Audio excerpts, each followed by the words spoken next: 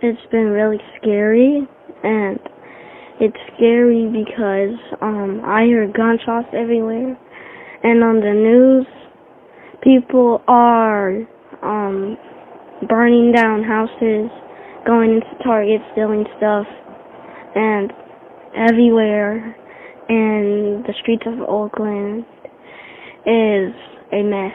Do you know why people are doing that? What are they protesting about?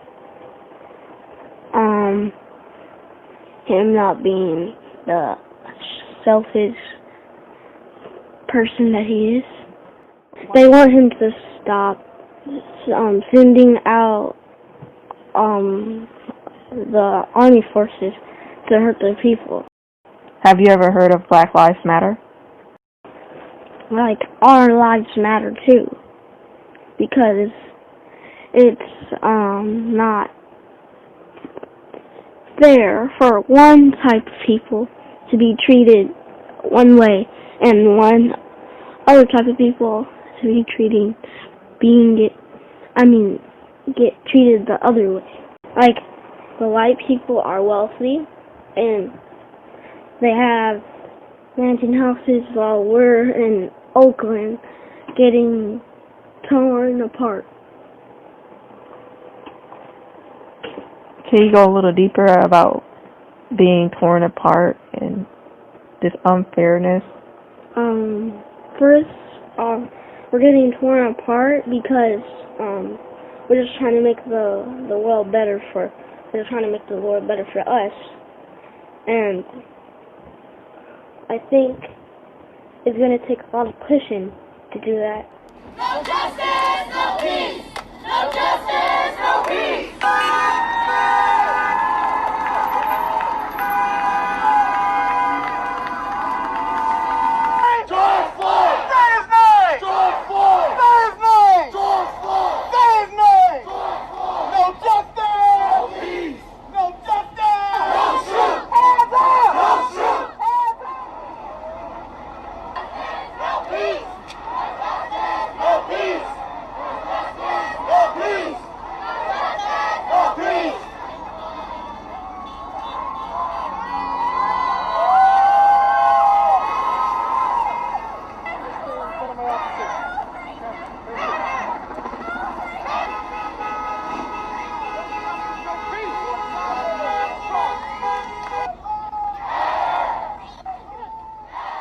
The reason why I decided to do this project was to be able to bring people together on a different platform to be able to express how they feel about what's going on and about the Black Lives Matter movement and about the Black People's Matter movement.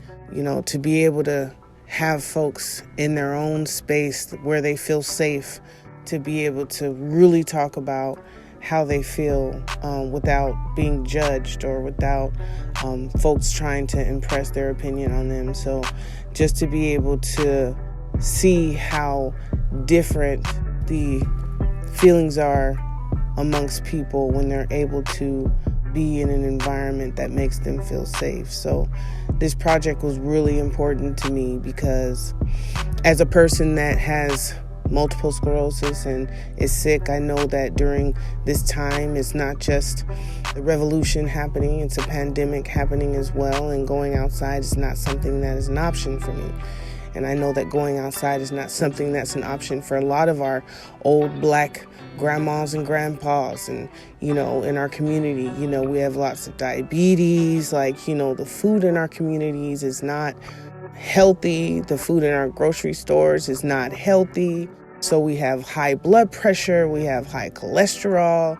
So we have respiratory issues, cigarette smoking caused by stress, malnutrition, and all these things lead to us being susceptible to dying of COVID-19. So for those people like myself that can't go out and protest, this is also a way to express how we're feeling about, you know, what's happening in the world right now. The world is changing.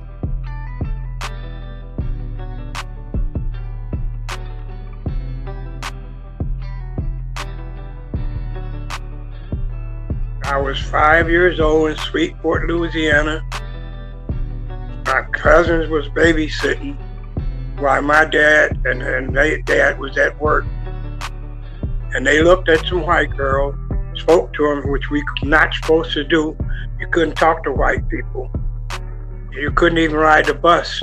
In the front of the bus, they had a sign that said, "Nigger to the back door." You had to get on the back door of the bus to go to school. Inside in the back, you couldn't use the bathroom inside the school. You had to go outside in the back of the school and use the outhouse. They had dug a hole that you had to watch out. There might have been snakes in there. You had to be careful and use the bathroom. You couldn't go in the front of restaurants. You had to go to the back of restaurants to buy food. And then you had to sit in the back. They looked at some white girls, said something, and then the white girls went and told their dad or told whoever the people was, and they came charging. And I heard it. I heard them coming. I ran and got up on climbing the tree. I just seen all them white sheets on their head. I thought, oh. So I got on the tree, hid in the tree, hugging the tree. They didn't see me. And they whooping them, hitting them and beating them, and then they put the rope around their neck and hung them and stayed there all night drinking and partying. I stayed in the tree until the next morning. Early when they left, I climbed down, I ran back and told my dad and their dad what happened. They went and got them down off the trees. And that was an ugly sight to see their necks stretched. This history repeating itself. They just not doing it like they was then. They not running around with all them sheets on.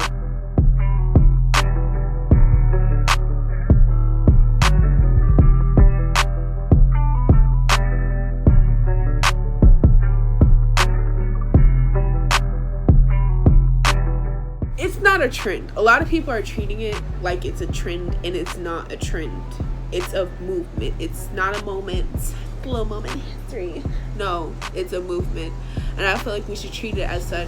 And we need to continue protesting, signing petitions, donating money, watching YouTube videos that donate money, doing live streams to donate money, going on the front lines for the people who can due to COVID-19.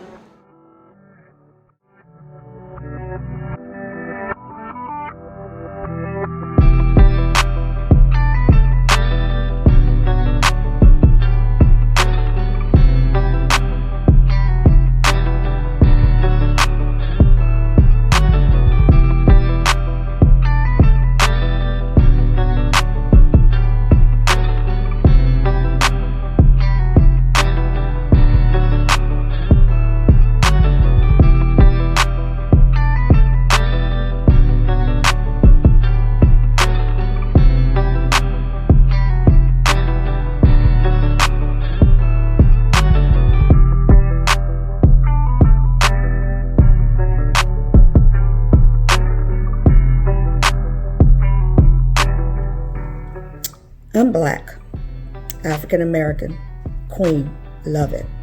African American, Choctaw Indian, I love it.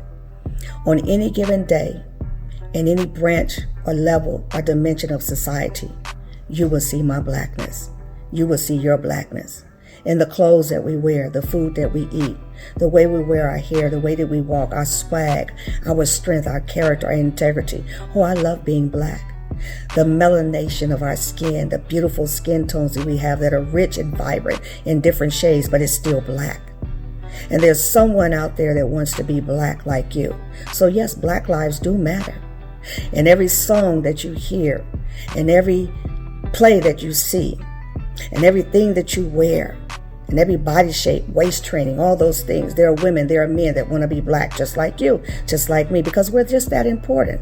When people stare at you, when they gawk at you, when they point fingers, when they say things that seem to be negative, or it's just the narcissism speaking, not that individual, but the narcissism that is coming from them. It is the lack of having self-esteem. It is a lack of being able to be empowered within themselves. So they have to have someone to point to, someone to gawk at, to gaze at, to talk about, to ridicule, to try to play differently.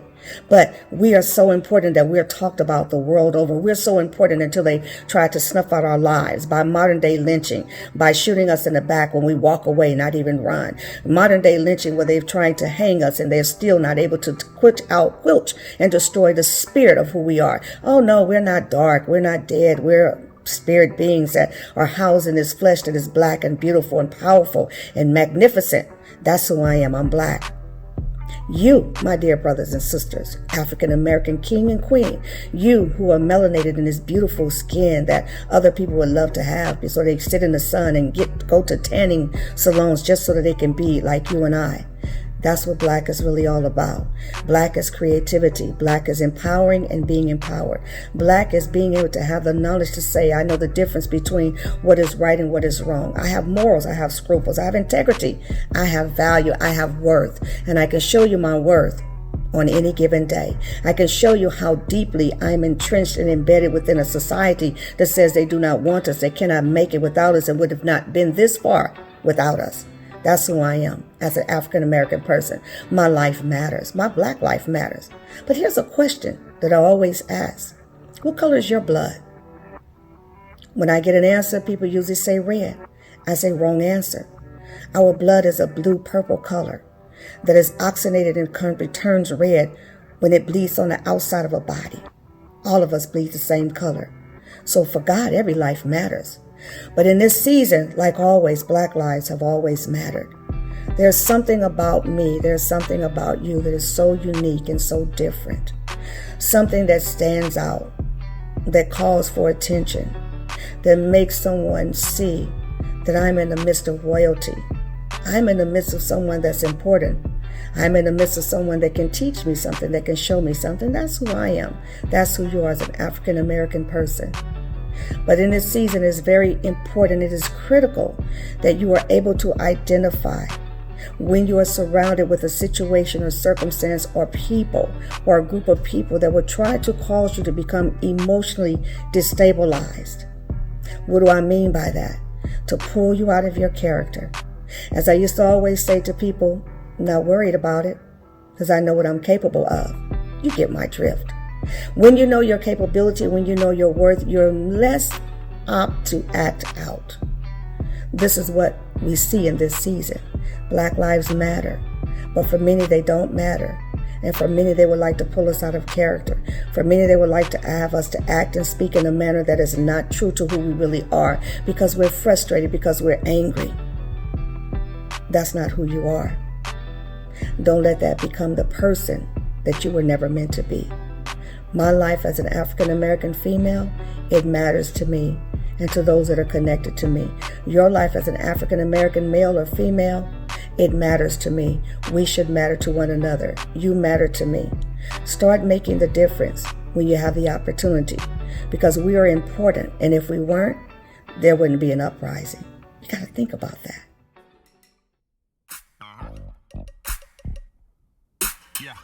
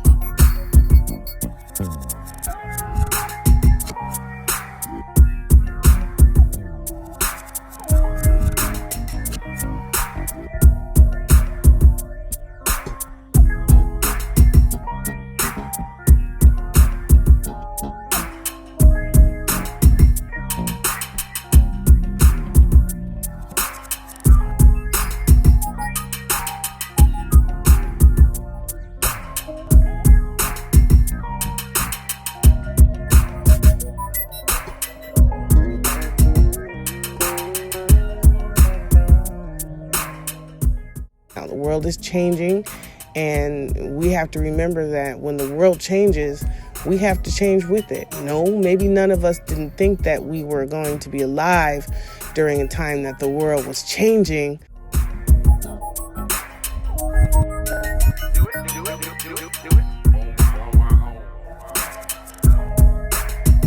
And Black people have to keep doing what we're doing. We have to keep protesting, because honestly, nothing has been done until the protesting happened and stayed consistent. And yes, things got burned down.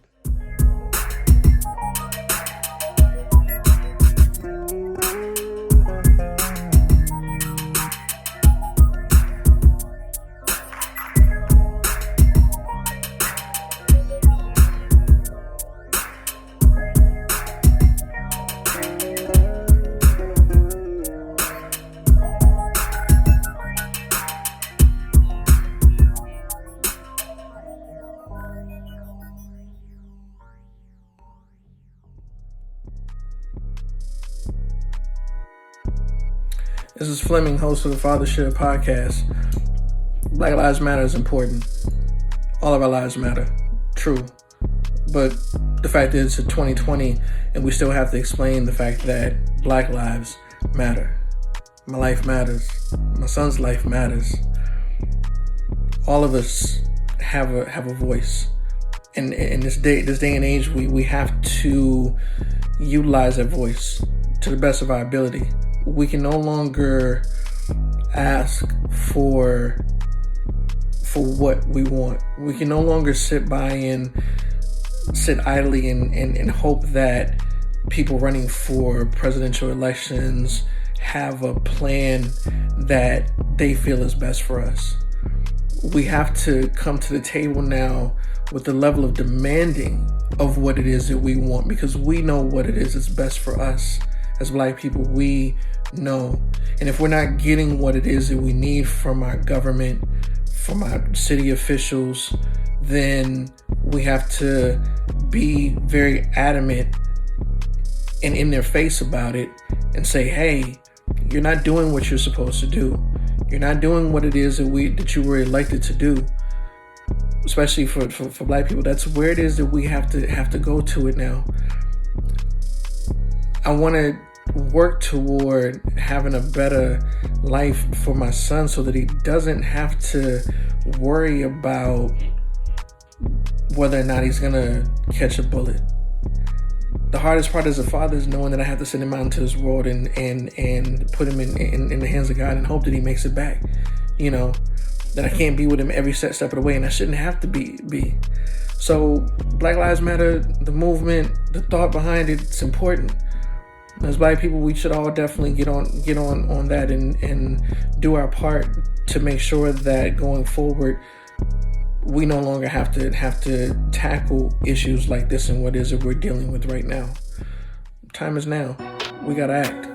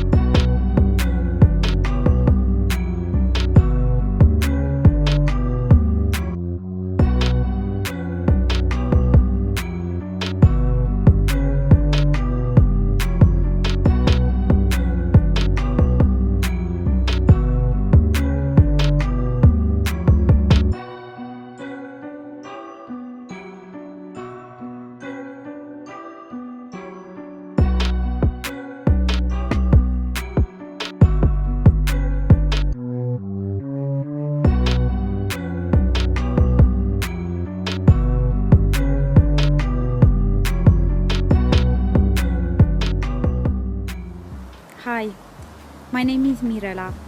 I live in Oakland and I'm a mother of 2 children, a high schooler and a second grader.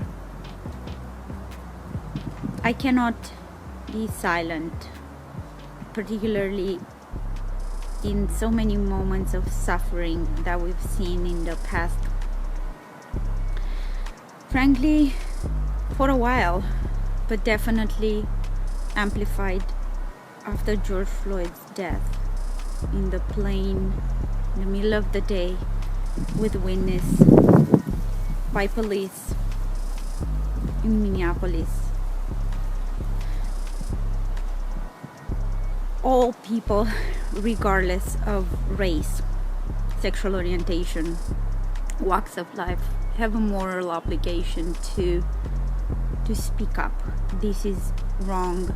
It has been going on for far too long. And we can do something about it. We can find out how our city police is treating people in our own city. We can ask our elected officials to do more for Black communities that have been systematically defunded for decades, generations. We can be kinder to our fellow Black neighbors, colleagues at work, at school. Extend the human kindness where we can. Who we elect is very important. So vote like your life depends on it, because indeed all of our rights are important. And when one group is marginalized, there is the danger that more will be. This is not being scared, it's truly speaking truth to power. I will not be silent. I believe we can all make a difference, and the choice is ours.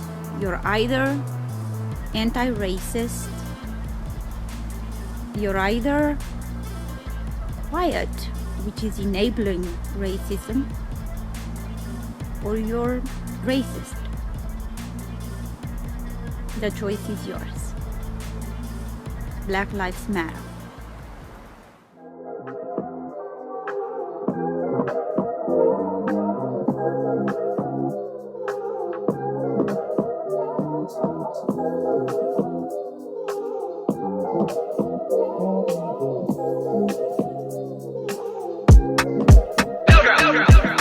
너를 모두 위코시야 나에 대해서 말할 수 있다고 생각하는 모든 사람 나는 몇 배리 속에는 몰라 나는 그여 너를 해야 돼 내를 해야 돼 내가 슈퍼스타처럼 옳고지라 고라그리서 배터리처럼 느끼게 만들 캐디 그거 어떠하기 말이야 너는 타고 다니지 나 알고 있었어 그래서 얼음을 갔지 Go 널 비추구나 얼음은 뜨겁고 앞을 텐데 너 다 하게 널 시시콜 생해봤는 널 짓는 말 내가 아그리는 카카다 예쁜 나쁜 년이지 문 밖으로 나가 나한테 더 이상 듣지마 나는 내 머리카 말을 따를 테 좋아해 나는 초록색을 싫어해 난 널 싫어해 난 널 듣지 싫어해 너 나 알잖아 너 나 알잖아 너 나 알잖아 나의 맘은 살았어 yeah. 너 나 알잖아 너 나 알잖아 너 나 알잖아 나의 맘은 살았어 너 나 알잖아 너 나 알잖아 너 나 알잖아 나의 맘은 살았어 내가 제일 좋아하는 우리 항상 나의 돈이지 너는 별이 여기로 가지고 있어 너 그냥 나에게 무엇을 이미 한다고 본다니 너는 한다네는 어디에 굴과하던지야 나는 누가 될 이상인지 모르겠어 아니면 꼭 땡기지 이 얼음과는 다시는 놀지 마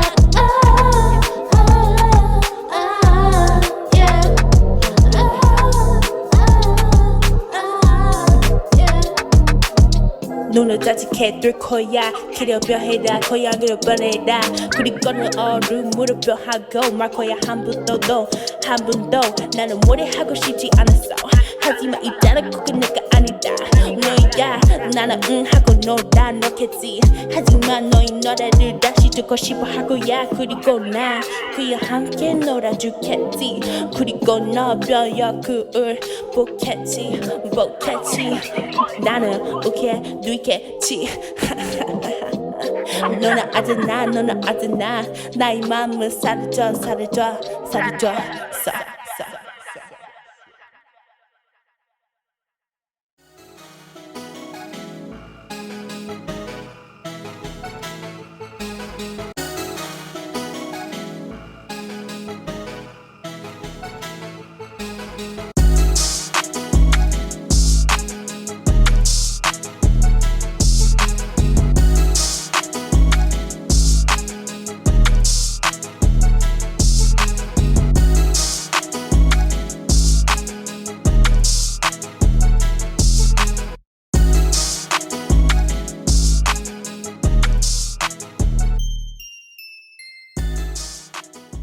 I think that one thing our community needs is the ability to live healthy and to have clean neighborhoods and to have clean water and to have access to medical care and, you know, to have homeless people have places to live. They have food to eat. Everyone has something to eat. You know, you would think that and those things are normal things for a human being to have.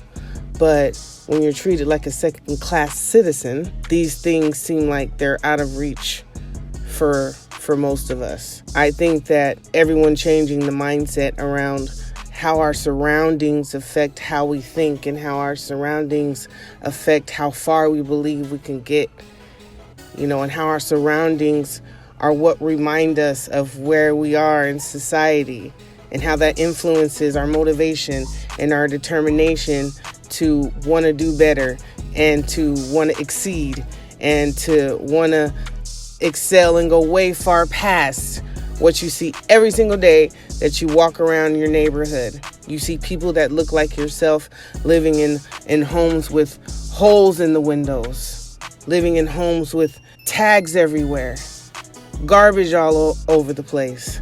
The garbage man doesn't come pick up the garbages in the alley. It just overflows. You know, the smells, you know, grocery stores that don't have the proper products. All these things affect us. Our environment, it affects us. What we see, what we hear, what we feel, what we smell. It all affects who we are and the situations black people are in and the places black people live. All those things are against us, plus everything else. So, I mean, it affects our health. Our race affects our health. It affects our quality of health. Not just our quality of life, but our quality of health. Yes, we were born on the wrong side of the tracks. That term couldn't be more appropriate. The wrong side of the tracks. Excuse me.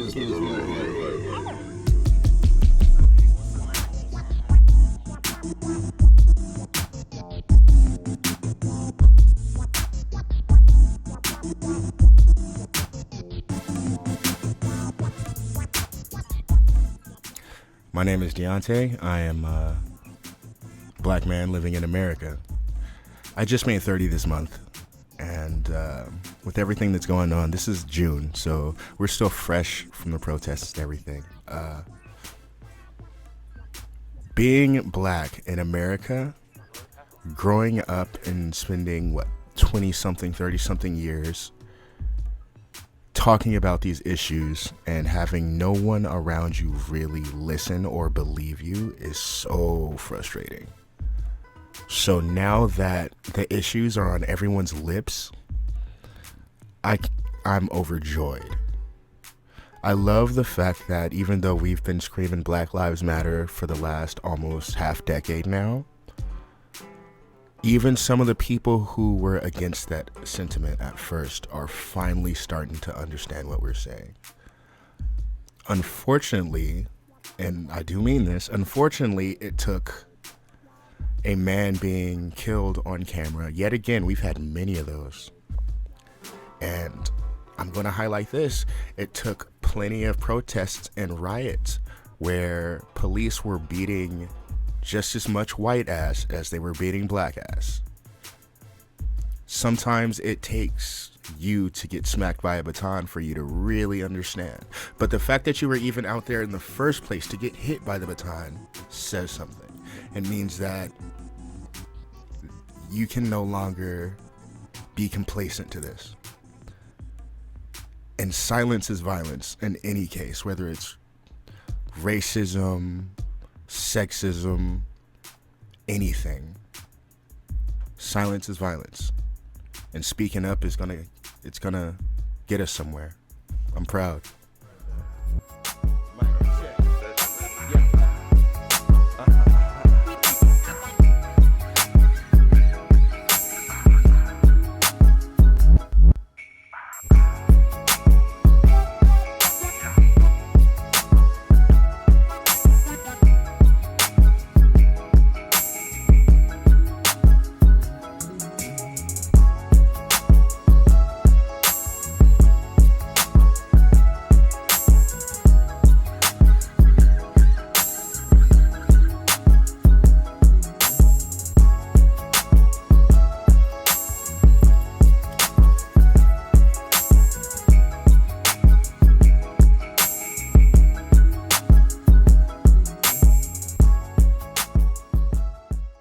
We grew up with the kids on the block, and they had a store. I was leaving out with my bag of penny candy, and because I had so much, maybe, I don't know, he said, "Did you steal some of that?"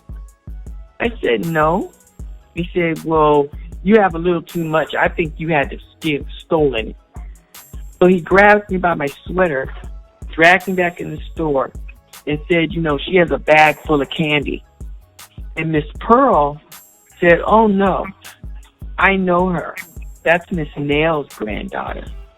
You should take your hands off of her." Wow. You just assumed that I stole it. Well, Knott's Berry Farm is known for having the best jams, jellies, sausages, and fried chicken back in the day. There was no KFC that I can remember in town back then. So they would go to Knott's Berry Farm because it's not far, Disneyland stuff, from where I grew up. We would watch the fireworks and all the different stuff, gather tickets for free and climb through the hole in the back to go to Disneyland or Knott's Berry Farm. So they would go there to buy chicken. People can go and do that, but for some reason, unless you paid to get in the park, they didn't want to let black people come in and go to the restaurant and just buy food. Right. You see what I'm saying? So she got a friend of hers that went with us that lived up the other end of the block. And they went to Knott's Berry Farm, and I was with her. She always drugged me around with her. I enjoyed it, though. And my grandmother was going to go in with her because they were talking, and they didn't think nothing of it. So the guy goes, "Where are you going, nigga?" And she said, "Oh, well, first of all, that's not my name, but we're going in to make a purchase." And he said, "Not you. Did you pay to get in here?" She said, "No, but neither did my friend." And her friend's name was Emmy. I was thinking about her. Her friend's name was Emmy. And so Emmy goes, "We'll be just fine. She's fine. She's with me. She's a nice one." My grandmother spoke about that later when we got home. She's a nice one. How could she say I was a nice one?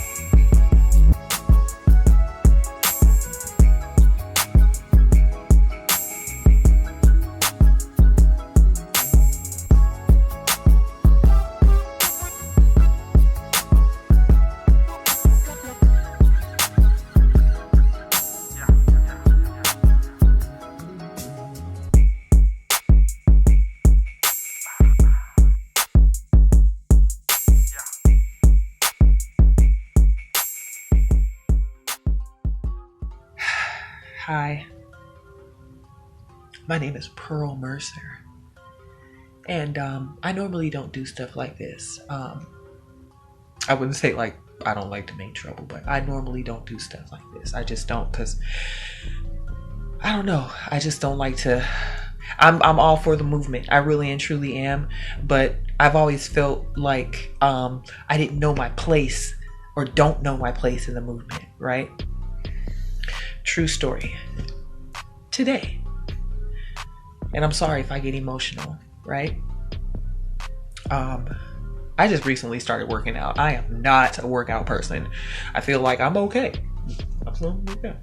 But just recently started working out. So today was a day, something told me, you know what, Monday I was tired, but you know what, I'm gonna go ahead and just go work out.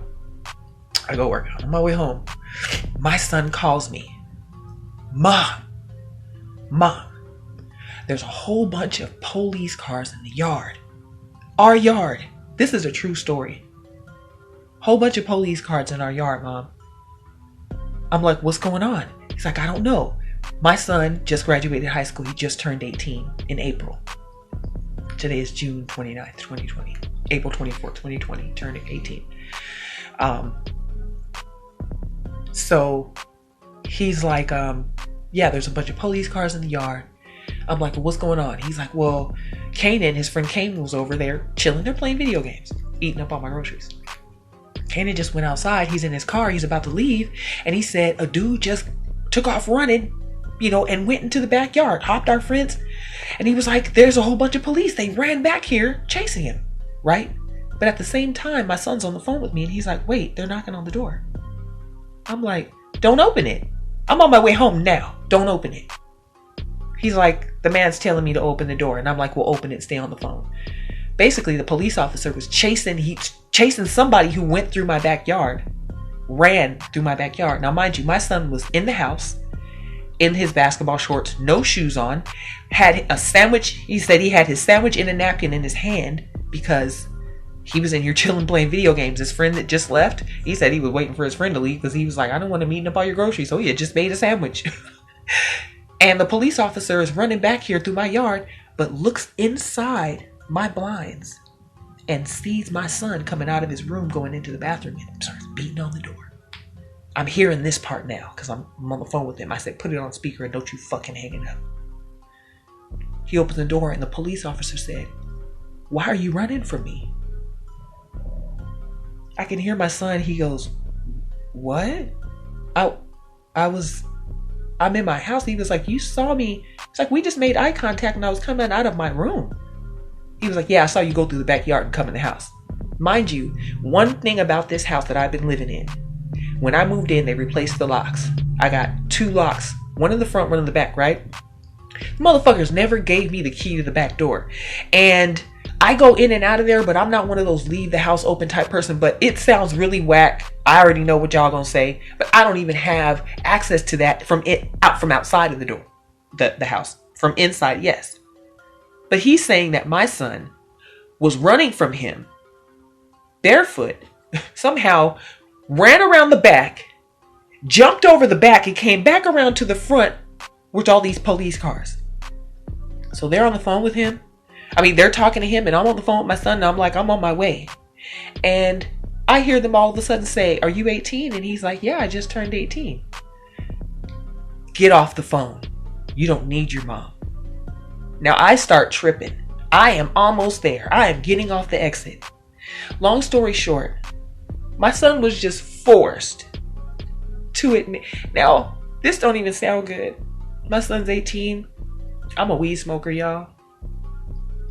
I'm somebody that when I'm not home, I'll allow my son to sit in his room and smoke him a blunt. Yes, I will. Because I don't want him outside doing that simple shit and then be in trouble, right? So my son is allowed to smoke in his house when I'm not home, and I was not home, and he couldn't wait for me to not be home so he could do that. Officers like, this house smells like weed. Just because my son was in here smoking weed, but you just said you caught him outside smoking weed. They were going to try to arrest my son for this. If he doesn't admit to what he did, we're going to take him to jail. I'm like, but he's saying he didn't do it. Long story short, my son is in tears. He's 18 years old. I've never seen him cry like that. He said he felt scared. He was on the porch of his own house. He felt scared. Like they were going to do something to him.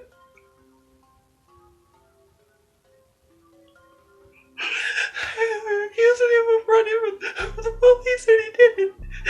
And I know my son. These are the things that not everybody has to deal with. And I was on the phone and I heard them. I was so scared. I almost wrecked my car trying to get to my house. I pulled up, there were 6 police cars in my yard. And even if that was the case, they're saying that all he was doing, if it was him, and I know it wasn't, they saw him smoking a piece of a blunt. But you said 6 police cars, and you had 6 officers on my porch surrounding my son when I pulled up. Then when I get out my car, I'm with the motherfucking shit because I know my motherfucking rights. My dad's been an attorney for almost 40 years. Fuck with me. They gave my son tickets. We have to go to court. I have to pay. Obstruction of an officer. Prowling and loitering.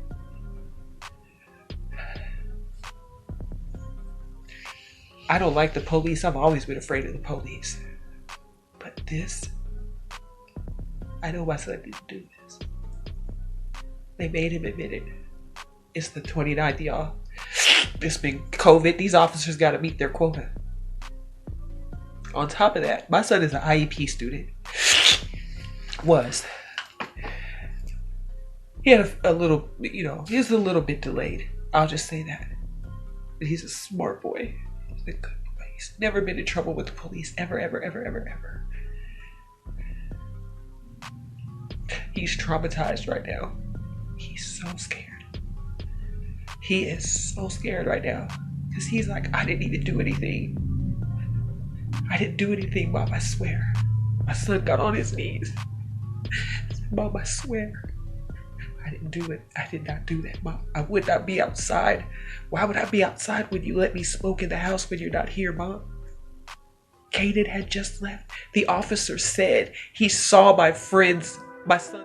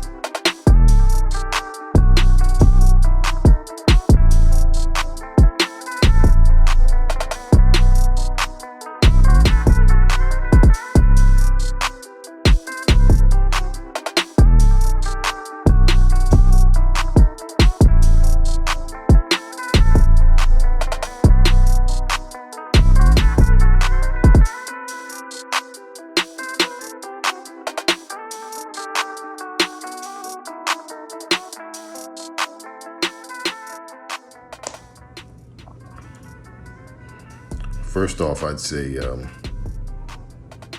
not really with trying to convince people that I matter. I think once I realized that that's an issue at all, that it's not really a conversation anymore. It's more of defense and offense at that point. I think from a defense standpoint, I think more people should get armed. We should organize more. Offensively, I think it's probably more of a financial thing.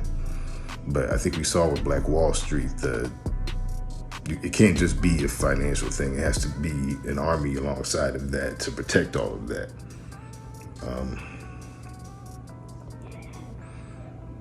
And I don't think that has to be necessary. I think once it gets going, everybody will join, and kind of like once you have some power, everybody will get on board because they kind of have no choice. It'll kind of be a get down and lay down type of situation.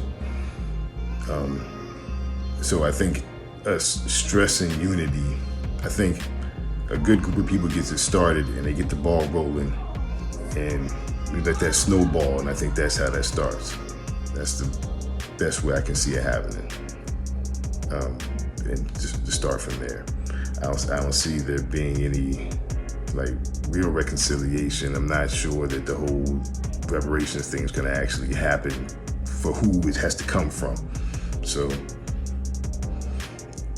I think that's where we gotta build. I think that's what we gotta build. I think that's where we gotta start. Yeah.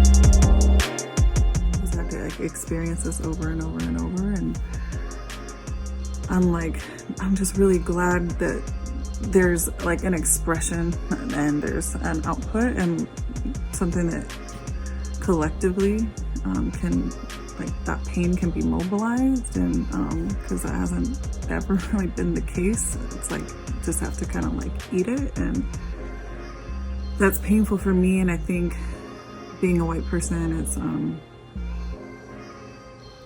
you know, there's like, it's like we always just default to like sweeping it under the rug, turning a blind eye, and not, you know, like not addressing it, going about our business. And I've been thinking about that a lot. And I think even just like being like living in West Oakland with the gentrification that's happening, and you know, considering myself as part of that, and there's you know, there's a lot of like conflicting feelings with all of that. And I think that it's just easy to feel, you know, kind of like just hopeless and sort of like, oh, I can't do anything, and you know, but that, it like eats away at our humanity, and it's like so much so that you don't even like, it's like your humanity is like completely gone. Like every time like you pass a black homeless person on the street, it's and you just keep moving on, and you don't choose to acknowledge them. That like chips away, you know, it chips away at our humanity, and so it's really like the loss and like the inability to like really connect that's gone, and that's, I think, the thing that you know, like racism has stolen from white people. And that I, you know, like on my best days, I try to get back, is just being connected again, like connected to like my spirit first. And, yeah, and that like inherently means that I'm connected with other people.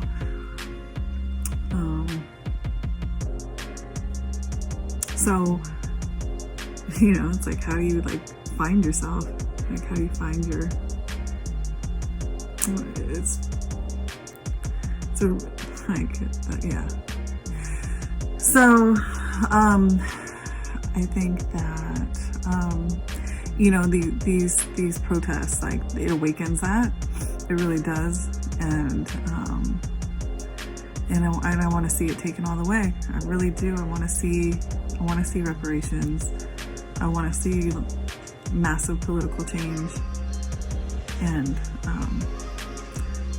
you know, I want to plug in. I want to be part of it. So I hope you and your family are hanging in there, and love to see your video response too.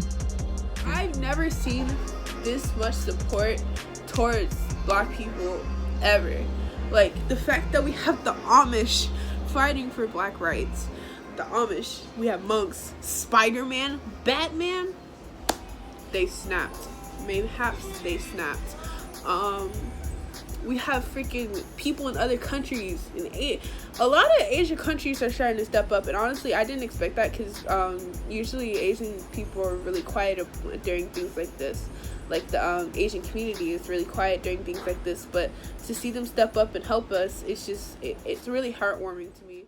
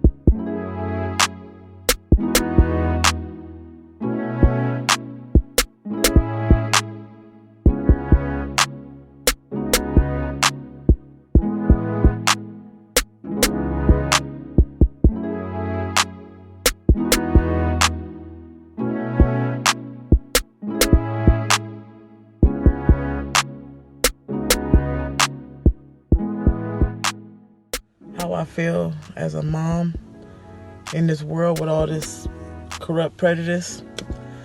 It's a touchy situation. It's hard because I have a daughter and I have a son. You might ask, which one am I scared for? I'm scared for both.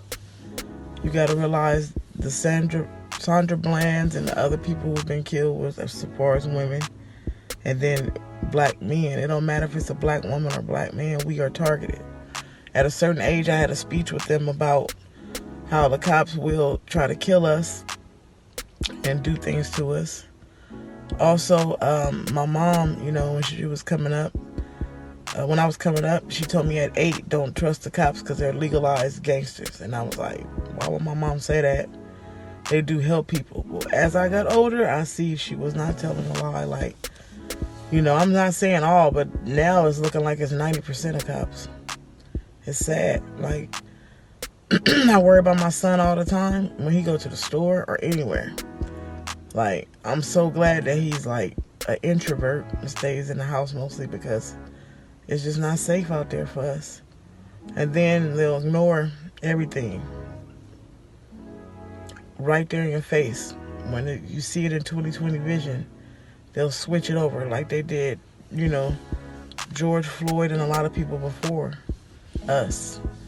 Why wasn't the lady convicted when she admitted that she didn't, what about Emmett Till? They just let her, what, because she's older, she's still a liar, it still was wrong. So why did they not convict her? It's sad out here, and it's like, it's hurtful. Like, I don't know, you wake up, you look at the world different. Like, you would think it would stop from our parents, but it's still going on. It's like, I don't know why. I don't know how to feel.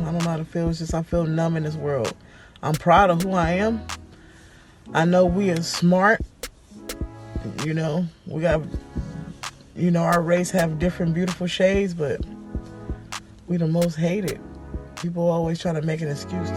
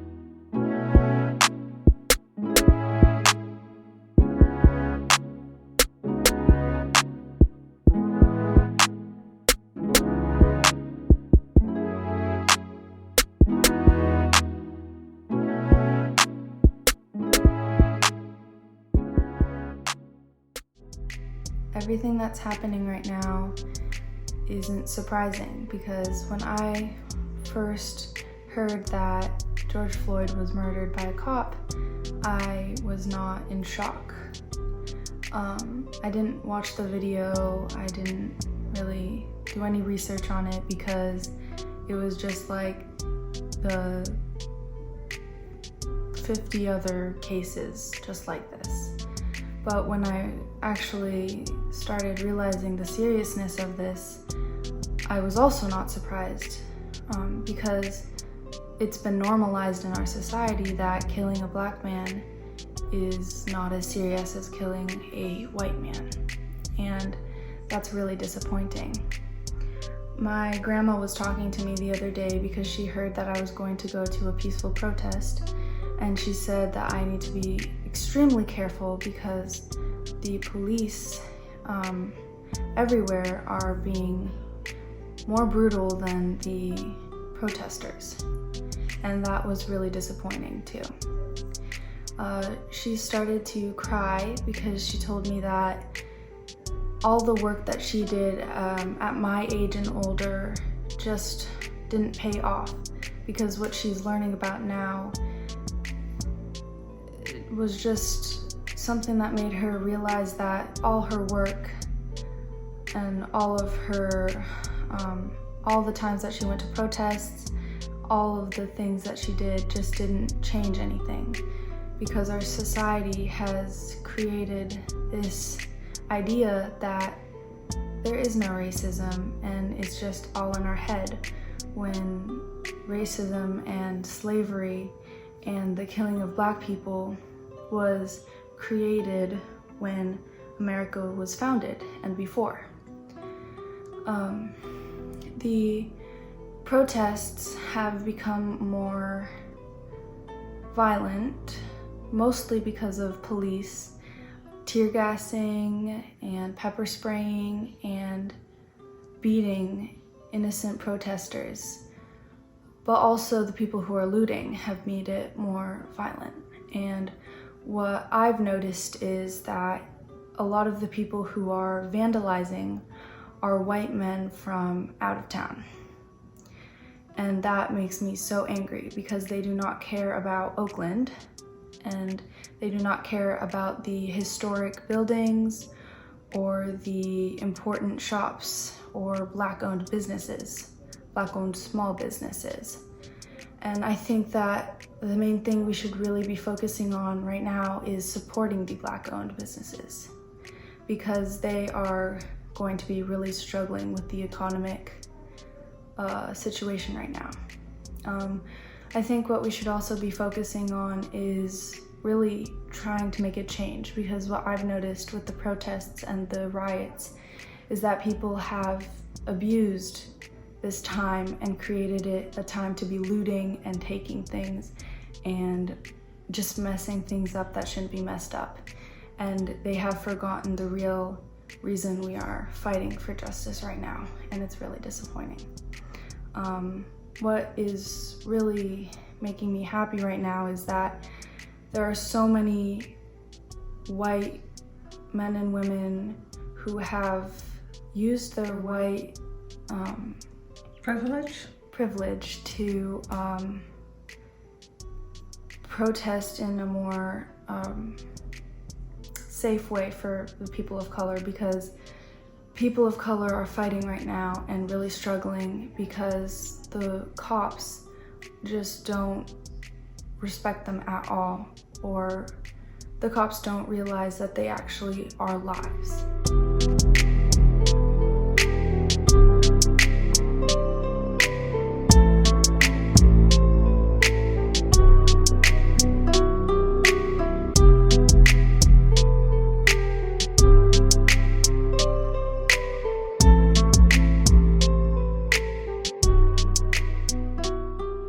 To speak on how I am feeling in terms of everything that has gone down regarding George Floyd. Oh God, I am angry. I am mad. I'm sad. I have many mixed feelings. I have no trust in our judicial system. This system is corrupt, and it perpetuates systemic and institutional racism. Too many of my people, my African American people, are being murdered by the police and white racists as well. So let's just keep it real. We are tackling a virus that is known as racism. I do not and will never ever trust the police. Based on what I've seen, based on my experience, what I've been through with the police and family members, I will never trust the police. Never. I am a mother of 2 African American young men. I am a grandmother of an African young man. And from day one, as soon as they learned how to talk and walk and understand, I had to talk to them and speak to them and educate them on the police, what to do, what to say, what not to do, in order for them not to lose their lives. I've been pulled over several times by the police for no reason. No reason. I had my insurance, I had my registration, I wasn't speeding, but each time I got pulled over, you know what they told me? I resembled someone that just committed a crime. Really? My son was thrown to the ground in San Jose back in 2017. He wasn't doing anything wrong. He was walking home from a party and he was approached by the police asking him, where is he going? What is he doing? Why is he out? My father in 1991 was assaulted by the police. We have a house in West Oakland that he was renovating at the time. It was boarded up because of vandalism and so forth. But he was in there. He had went in to, get some work done. And I guess maybe someone called the police, thought that maybe he was breaking in or whatever the case may be. But the police assaulted him. They didn't give him a chance to speak in terms of why he was there. He owned the property back then.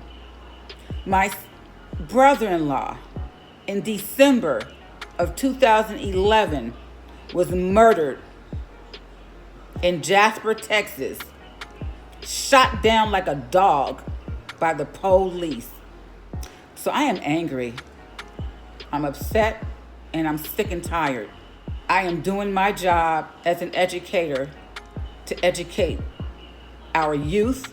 I've been doing this for over 25 years, educating our youth and my white colleagues in terms of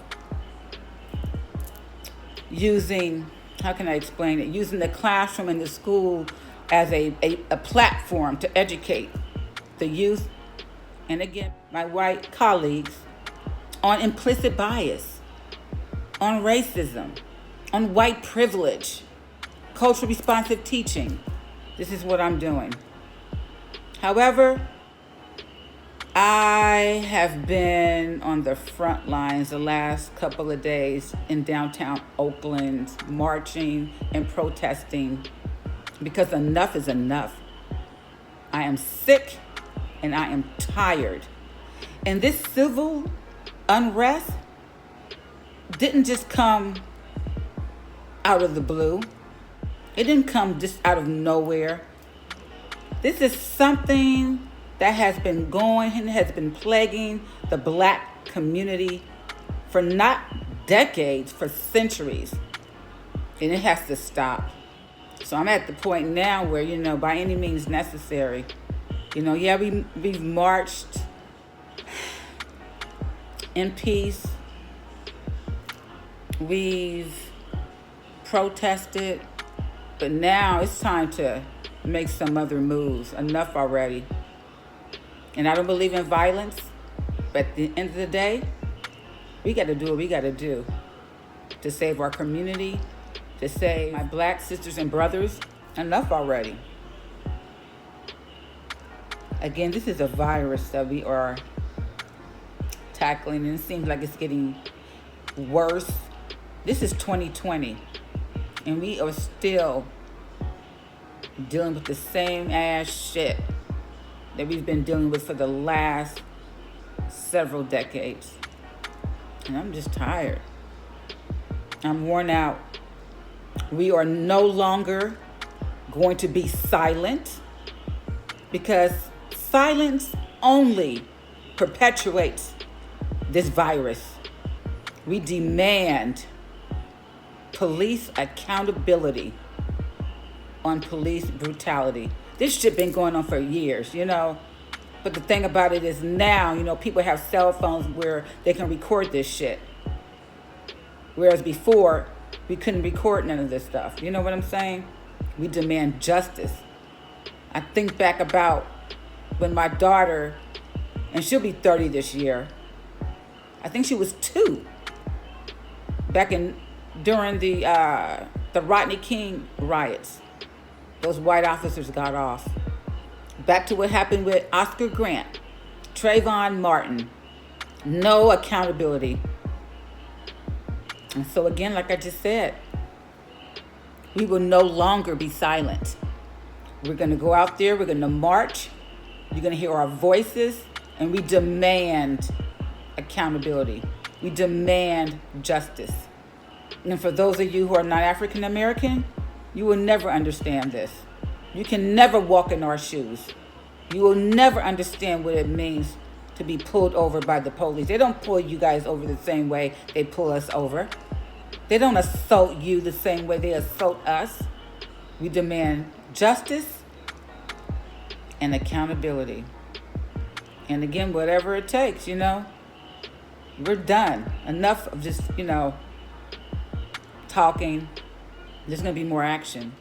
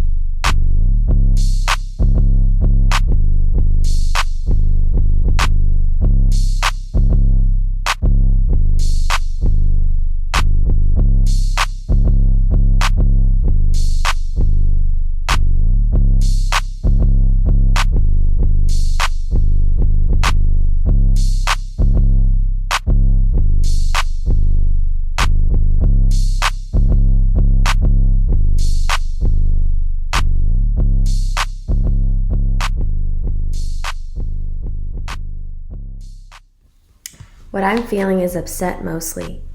I feel upset for the families of black men and women who have been murdered by the people that are supposed to protect them. I also feel guilty that I can spend time thinking so hard about the issue of systemic racism in our country and get so deep into equity trainings and teaching my kids social justice. And then sometimes it feels like I can just go home and relax in my white privilege, and it's not top of mind at all. And black folks don't have that opportunity to turn off the news and close their social media and forget their reality because they live it every waking moment. So I'm working on checking myself in moments where I'm surrounded by my white privilege. I'm committed to reading more, watching more, and learning more, and then educating other white folks, family and friends, about this issue. And especially my students. I want my students to know what it means to be an anti-racist. I'm working hard on how I can present them with this totally complex situation without reducing it to terms like bad and good. So, Black Lives Matter. It's Mr. Watson himself, man.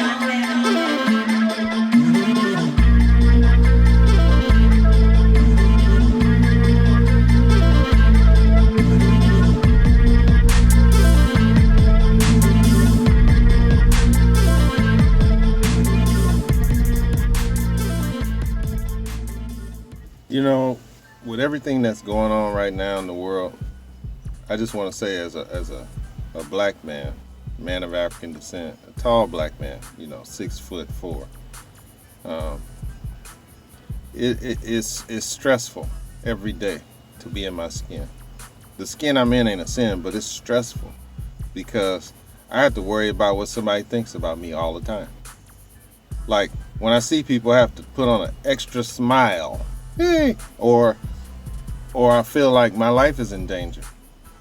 It doesn't feel good. Black people lives matter. That matters to me. Like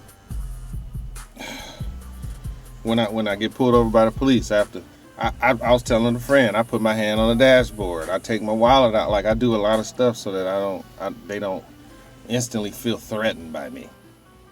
If you knew me, you know I'm one of the coolest dudes, but as a black man in America, I have to worry about myself. I have to worry about my life and my freedom. And it doesn't feel good. Like when I saw what happened to George Floyd and countless other people, I'd be like, fuck, man, that could be me. I got a son. He a big dude, he not a little dude. When you look at him, you might think, oh my God, he's so scary. He one of the coolest dudes you ever meet. But I have to worry about that. I have to worry about who I am, what they think about me. Like, a multitude of things go through my mind when I walk outside. I don't just walk outside freely like, I actually worry about who I am as a person.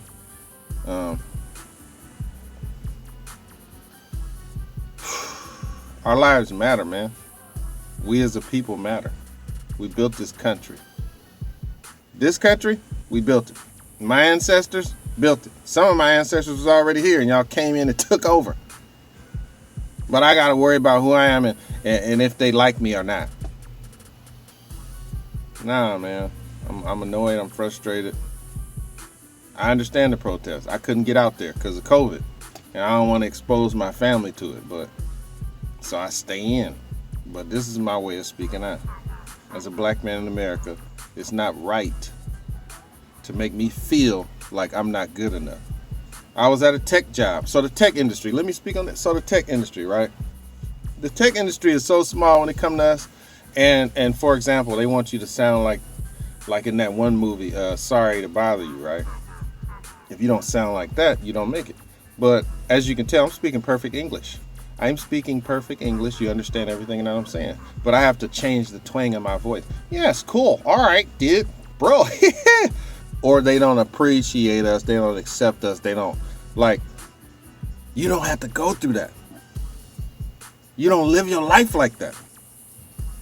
I do. I have to live my life worried about what somebody think about me. If my life is in danger, if I'm going to come home to my kids that I want to take care of, like you take care of yours. I want to take my kids to Disneyland. Oh, and when I go to that place, that's another concern. I got to worry about who I am again.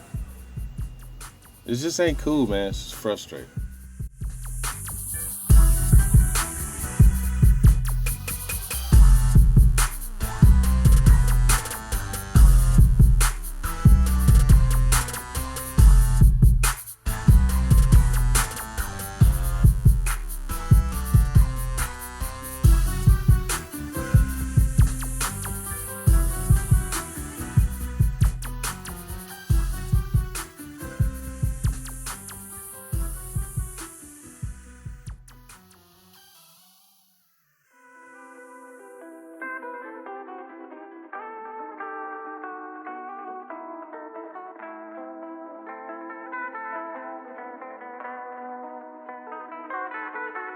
Hi, Miss Morsel.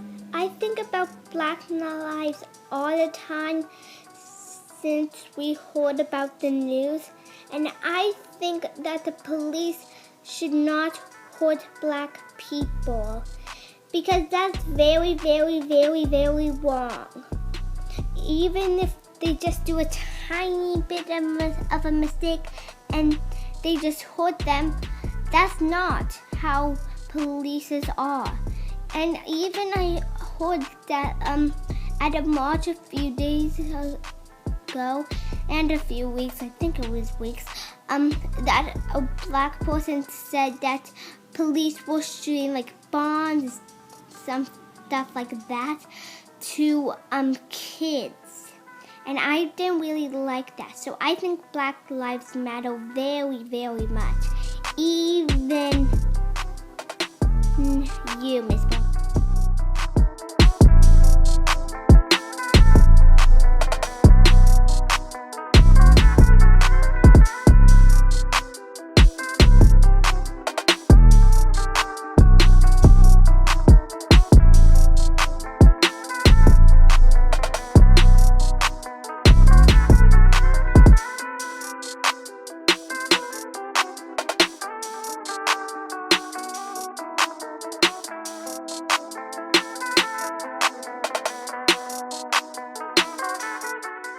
Black man in America. Pressure. I just got words for that. Pressure, survival, and pressure. It's always a lot of pressure on the black man. You gotta be pressured to keep his family safe. You gotta be pressured to survive and get this money. You gotta be pressured by the white man. As a black man, I feel pressured. Motherfucker, I do hella shit to get his life together out here in these streets as a black man. You dig what I'm saying? Smarter than all these white people out here. But you know how it go. Cool. You gotta do what you gotta do. Man, this shit been going on since the beginning of time, man. I feel like they need to do something about this shit. Stop letting these stupid motherfuckers get away with it. Because it's gonna be a revolution. It's gonna be a revolution. That's why they're making these gun laws. So most of the black people that got cases can't get a gun. So when a revolution kick in, that's that many black people that don't have no gun. Because the revolution gonna kick in. Eventually people gonna get tired of that shit. Y'all not doing nothing. We're gonna do something on our own. That's why we smoke weed. So we can be calm through a lot of this shit. If we didn't smoke weed, we'd be out here, the world would be on fire. Looking like Mad Max Beyond Thunderdome. I was trying not to laugh, man. But that's real though. Everybody born with ADD, all the trauma that as the black race went through all these years, slavery, we was born with ADD and anxiety and mental health issues. We've been traumatized. So now a lot of us is born with issues, mental issues, just what they wanted.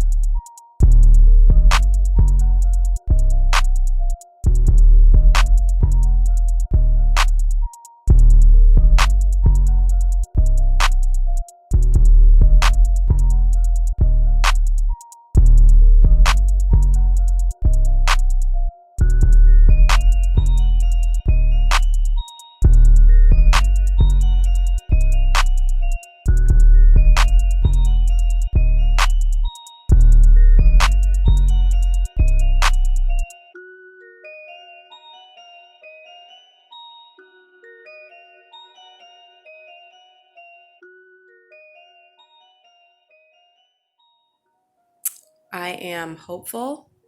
I am angry. I am frustrated that we are still in this place as a country. I am ready to be an ally.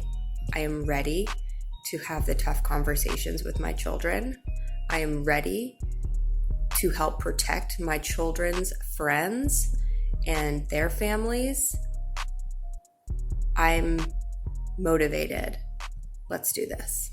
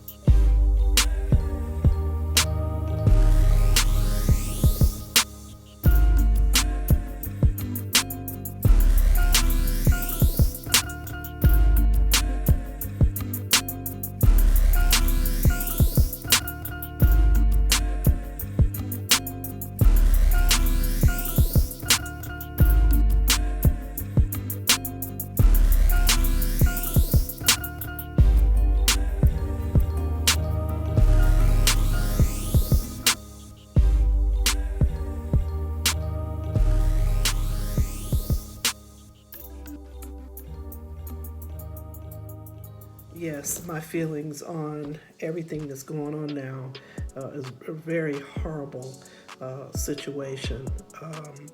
As George Floyd lost his life, just tragically, from a person that made a poor judgment. Matter of fact, there was 4 of them that made a poor judgment on what they needed to do. And it's really horrible right now in this life of being prejudiced. A lot of prejudice going on right now. I was always worried about my sons because of being a young girl living in San Francisco. There was a lot of that prejudice going on then. We had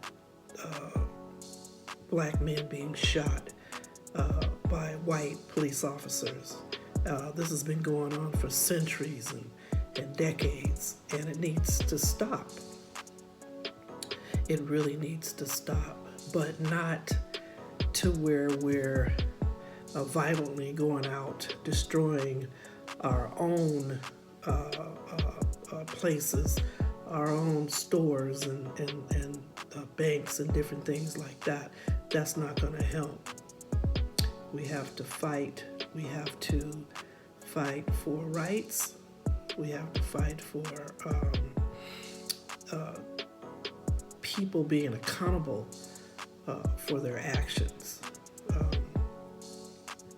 But that's my feelings. My feelings are very strong. But I don't want to go out there and tear up a lot of things out there because we still need to shop. We still need to buy our things at these stores. So it's not necessary for us to go tear up our own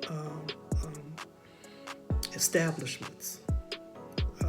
So that's my feelings.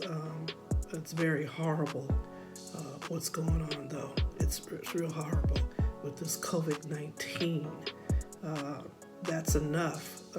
But all the other stuff going on, it just makes everything really bad for everyone. Not just the blacks, but for everyone. So that's my feelings on it. It's just, I feel bad. I really do. So I want you to understand that, life is short and that we need to just pray and do it the right way, not the wrong way.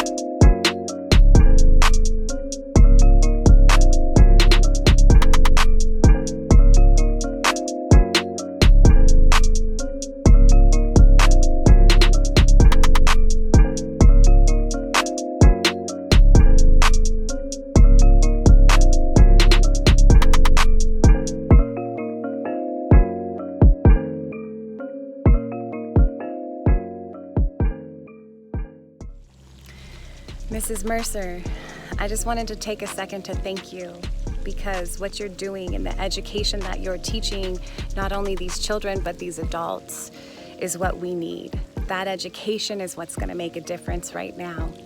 I just appreciate you for all that you are becoming, all that you have been. I respect you. I'm inspired by you. Just keep doing this. Keep spreading this message. This education is what we need to get us through. We need educated people to come together and really, as a light skin to another light skin, we need to listen. Us white folks, we really need to listen right now. Educate yourself, because that's going to be our highest armor. So please listen, please educate, and we're here for the youth. We're listening. Whatever you youth have to say right now, tell us, because we hear you. We hear you loud and clear, and we are following you. So lead us right, because this is yours, and we're here. And that's all. I just appreciate everything you are. Thank you, Mrs. Mercer, for what you're doing and allowing us to be a part of what you are.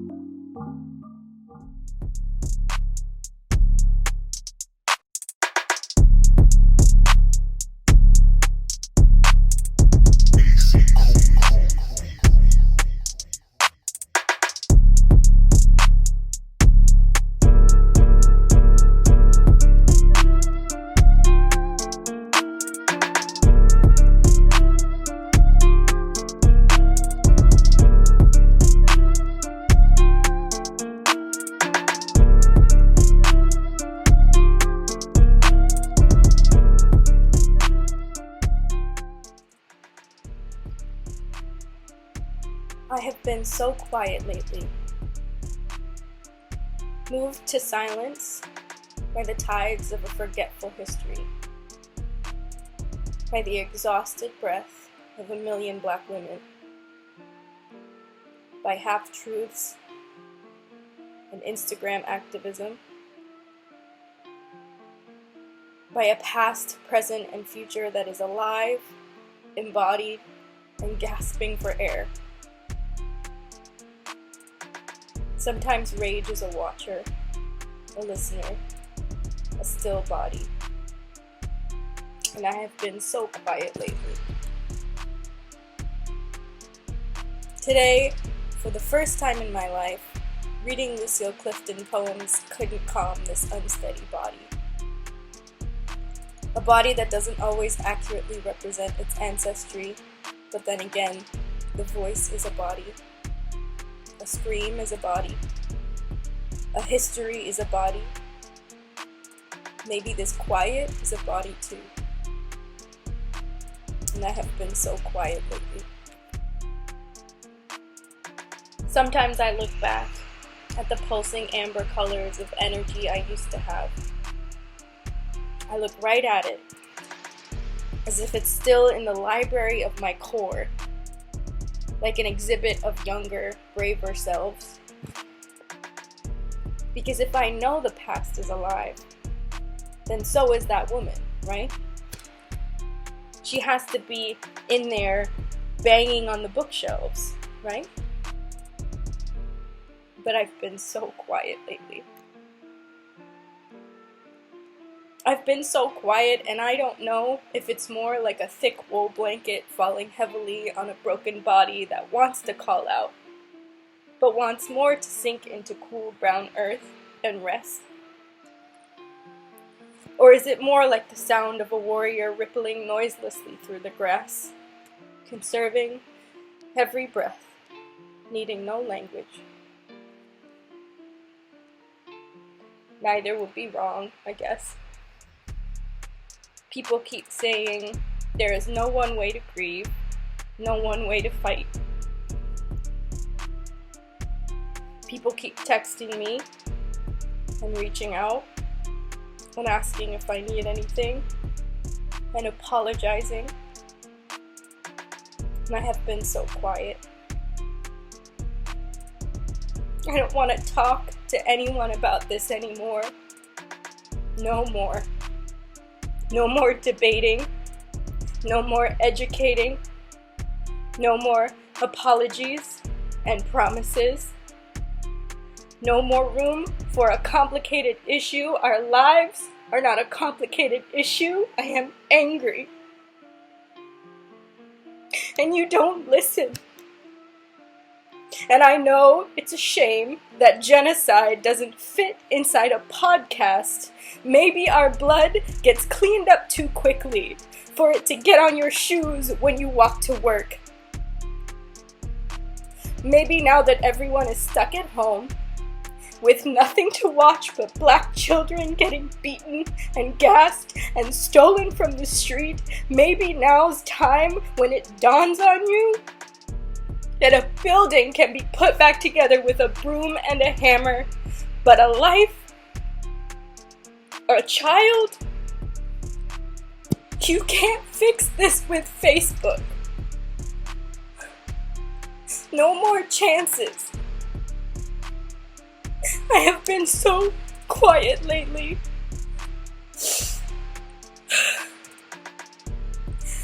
Proudly breathing in the iron scent of a past, breathing out the carbon fire of a future. I have decided that we can do anything. That no more of my children will die like this. No more chances. Do not mistake my silence for consent. I am alive, and I am just getting started.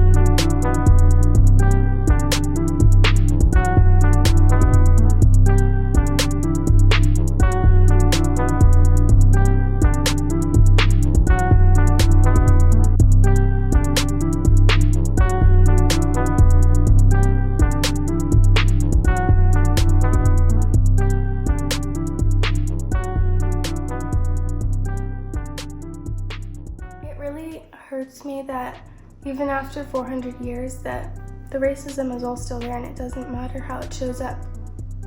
It doesn't matter what it's called, slavery, segregation, police brutality, it's all still there, and it's all entwined in the system.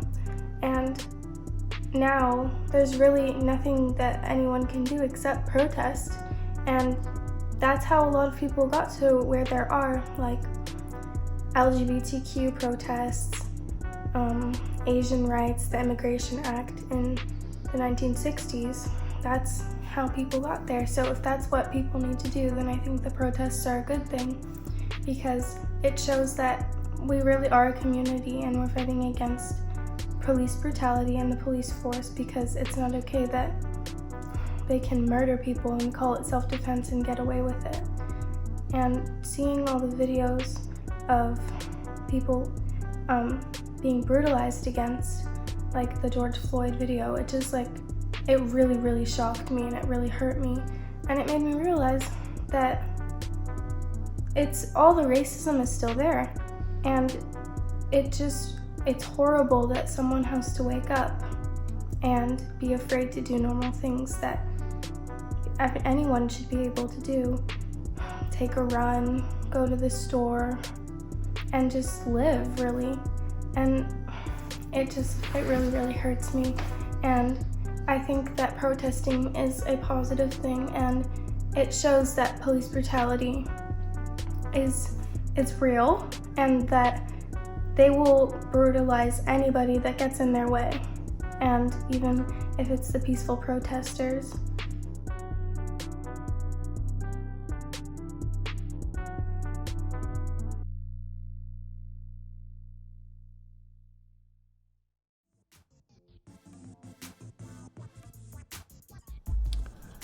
I think like a lot of white people who want to be allies or want to think of themselves as allies, I've been struggling to understand the right role to play, where my lane is, where to engage, feeling kind of uncertain about how to best contribute. I can show up at protests. And then what do I do after that? I think that's the question I've been struggling with. Really trying to understand the role of an ally. Within that, trying to confront. I think a big part of that is trying to confront my own biases. Understand that I'm a product of the same white supremacist society that produces, these police and produces this criminal justice system and housing and on down the line. And so, while I like to think that I haven't internalized any of that, the fact is that we all have, and we should all be examining our unconscious bias constantly, and assuming that it's there rather than assuming it's not there. There's a lot of danger in being well-intentioned and inadvertently deploying that unconscious bias in a way that is well-intentioned, but really actually detracts from the movement rather than adds to it. It can be easy to say the wrong thing inadvertently or post the wrong thing on social media, not engage in the right way. So I'm trying to think about that and be a positive asset to the movement instead of a negative one. I think an important part of what I'm trying to do as well is teach my son the truth about race in this country, and not sugarcoat things. I think things were sugar-coated in school for most people. There are a lot of parts of our history that I didn't learn growing up or that were glossed over. I think, he's 6, so it's hard to explain some of the worst parts to him, but, I think about, all the conversations that Black parents have to have with their kids and their sons, especially, that I'll never have to have with my son. I don't have to teach him how to engage with the police in the way that black families do. And so while some parts of those conversations can be uncomfortable, and they'll continue to be, I think it's a minor discomfort in comparison to what some families have to do. And I want him to understand that he lives in a country where he enjoys a certain amount of privilege, and a great amount of privilege. And he needs to understand that throughout his life, and be willing to give some of that up for equality and for the world that he and we want to live in.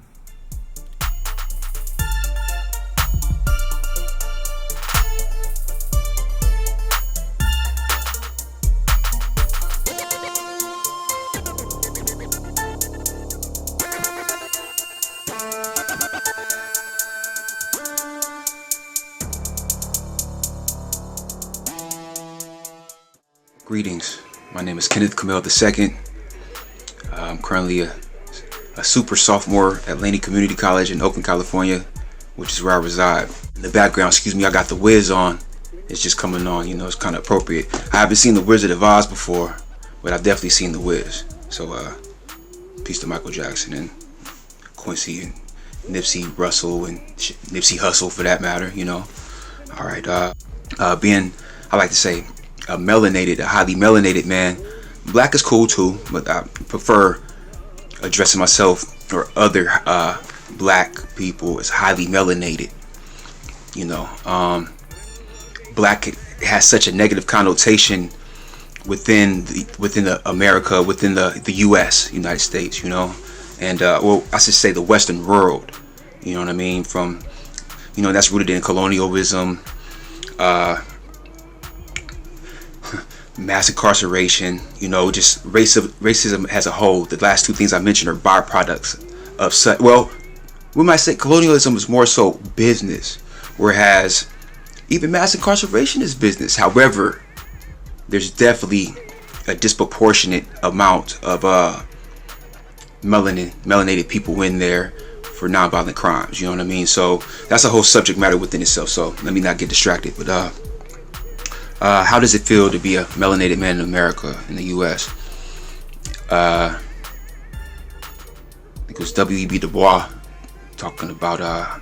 He addressed the dual identity, how you have to either be who the U.S. portrays you to be sometimes, or what they don't portray you to be. You know what I mean? So it's often difficult, where you always have to be mindful of how people perceive you and observe you, because you don't want to make people scared or uncomfortable, because you could really lose your life, and the people around you could lose their lives too if you make the wrong people uncomfortable, which you don't even have to do anything, but you have to be always aware of who's around you and how you make them feel, which is wild within itself. So that's one of the underlying I guess you could say cautions that I've learnt, adapted to use and to navigate through being a melanated man, a black man in America, also known as the U.S. Because America is often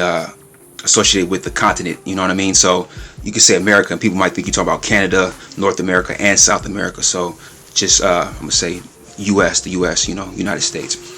So that's the first one. You just always have to be aware of who's around you and how you make people feel, because somebody make that phone call them police, you know what I mean? Or somebody might grab a gun, you like, hold, like, you know what I mean? Like, the first time I ever seen a gun drawn on the person, the gun pulled on the person, it was 1994, All-Star Weekend. Jordan wasn't there. Pippen ended up being the MVP. But that weekend, I was about to turn 11 the next weekend, so I was 10. Long story short, Vallejo, California, off-duty officer pulled a gun on my cousin's father. You know what I mean? And my cousin, who was my age, jumped in between the gun and his father. So nobody got shot, fortunately, but it all started over because I allegedly kicked the off-duty officer's fence, and it escalated so quick to where he's pulling the gun on my my cousin's father. So yeah, so it's a lot even to yeah. So I think I captured that question or answered that question fully. Black Lives Matter movement. At first I was a little skeptical because I used to participate in a lot of protests. Last one was Oscar Grant, and around that time that's when Black Lives Matter really started to get some recognition, and I was getting frustrated with not just protesting but just the US as a whole, you know, and whether it be government, just all aspects of socio-economic aspects of life, just frustrated.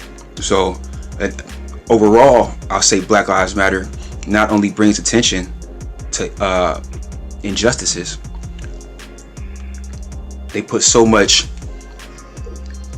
I guess you could say pressure, not pressure, I say they bring so much attention to causes and bring so much attention to inequalities in the US that change in the sense of whether it be legislation or policy, a corporate policy, the way people handle their customers or deal with their customers, or even with people considering not having police at schools, is because I mean a lot of those legislations and things that are the dialogue that's on the table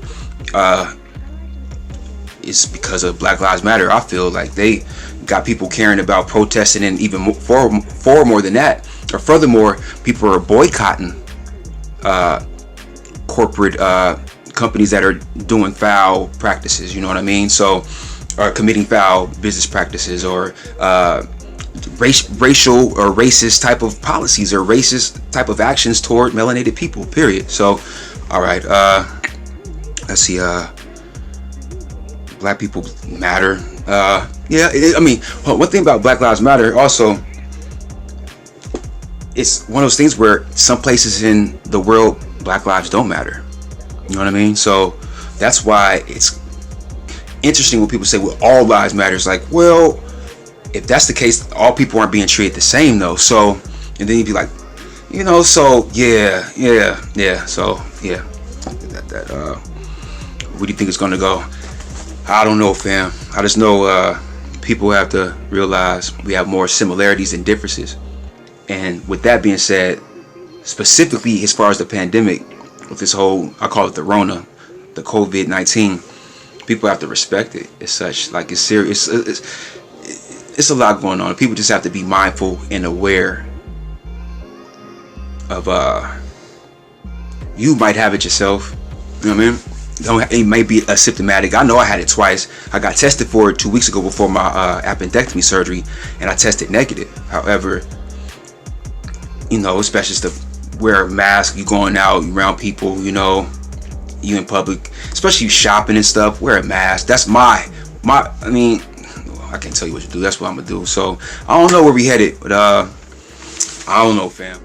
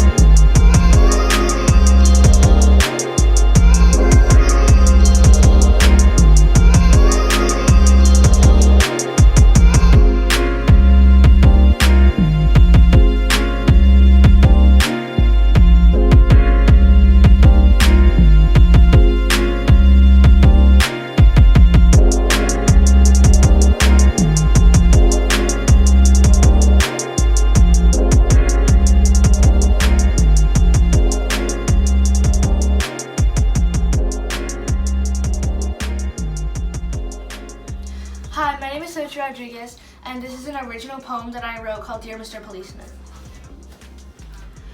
Dear Mr. Policeman, you say you did not mean to pull the trigger, just an accident? Get the gun out of the holster and point it at the heart. pointed at a man who was riding on bark. You stole a life away, hid behind your white tears, so we got no justice, though we fought for years. When the tears fall for a 4-year-old girl, I hope you count each one for the tear of a wedding cake that never got served. Tears that should have been at her kindergarten graduation until you threw a curve. But when we speak up, God forbid, no matter how bad you felt, God forbid. Pop, pop, pop. How many shots did you shoot at the man with his arms raised up above his head? Didn't know he posed such a threat. Surrender, surrender, get on the ground. Pop, pop, pop. I can't breathe. I can't breathe. Please don't kill me. Do you hear the screams? Do you know what they mean? You say you were scared and did not know what to do, but a man, a life, a man who is alive is dying, soon to be dead before your eyes. Don't try and stop the bleeding. Instead, your partner is reading the text that you frantically texted. I effed up, you gotta help me.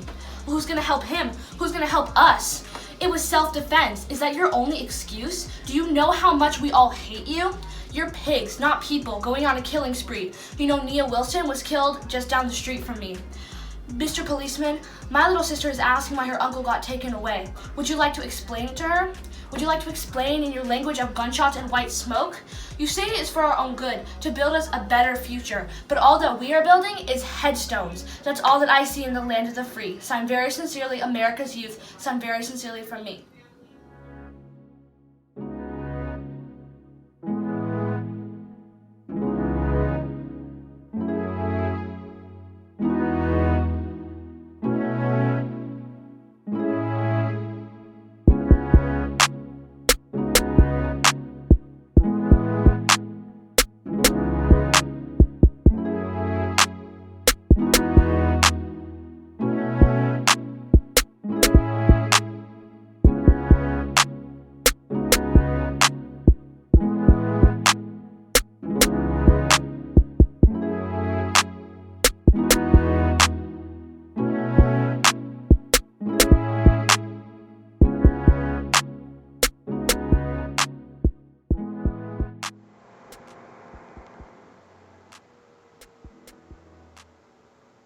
Gracious Father God in heaven,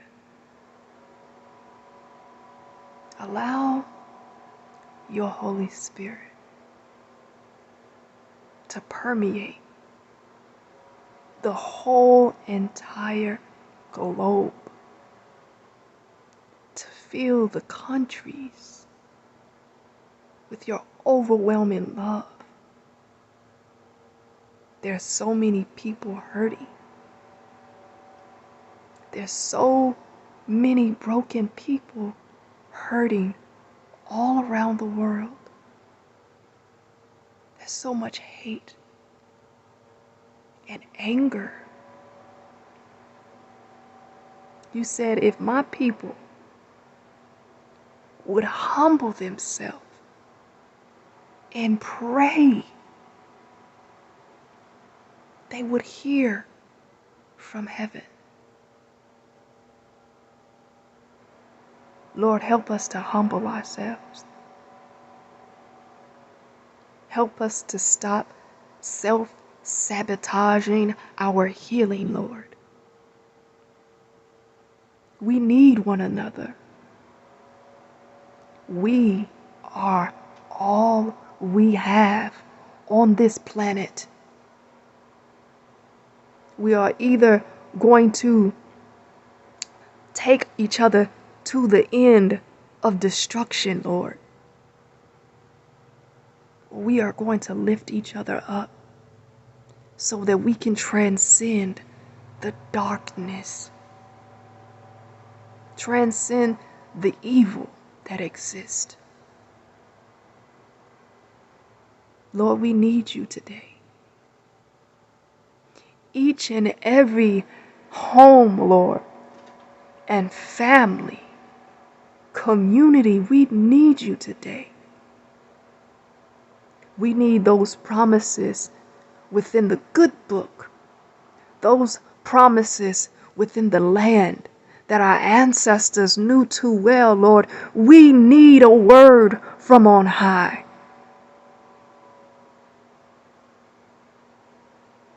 We need the hearts and minds of all people to be open to the healing power of love. we are all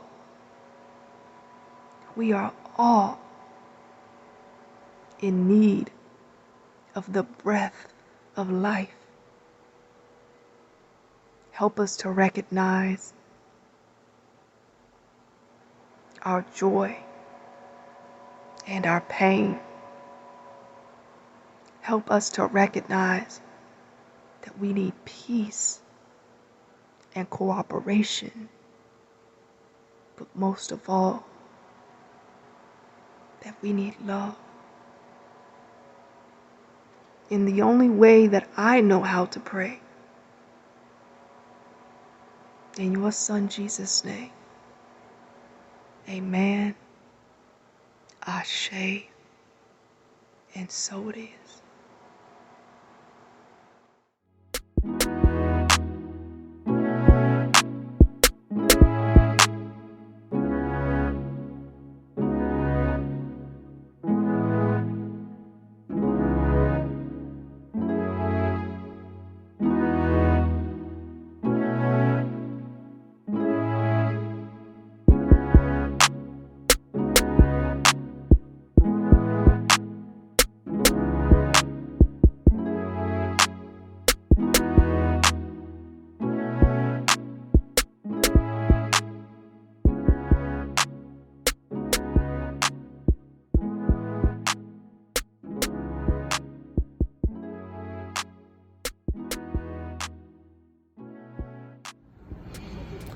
Being a black man in America means that you're going to have to work double hard to get the things that some people don't have to work for. Over my lifetime, it's always been a struggle trying to just keep up with white America, especially when they were always saying that there was no such thing as racism and all this other stuff. And it wasn't cool to say someone was a racist or prejudiced back in the day. So we just dealt with it. But now that all this stuff has come out, this is the stuff that we've been dealing with for all my life, 40 years. When my mom first let me drive a car and get out there, she told me just a couple of rules, and one of them was how to deal with the police. Police etiquette for a black man. Ridiculous. And look where we are today. None of that even matters. It's very hard being black in America. But I'm still happy to be here in America.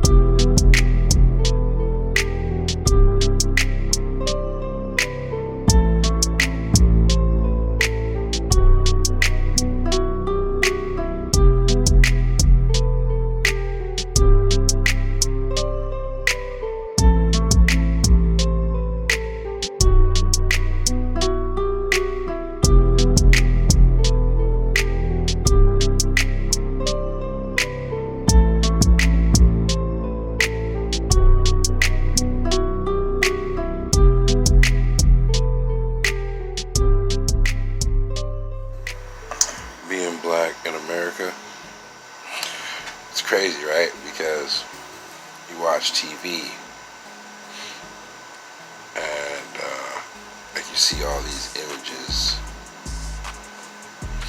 or magazines, right? Music videos, movies, and you would think that it's all good. And then I remember in 2016 I decided I wanted to leave here. And I'm not trying to be ungrateful, like I understand like all the things that America has to offer, but we're kind of like prisoners of war that have been convinced that, or like they're constantly trying to convince us that we like chose to be here. And like, well, if you want to leave, you just leave. But I have child support debt. I can't get a passport. I can't leave.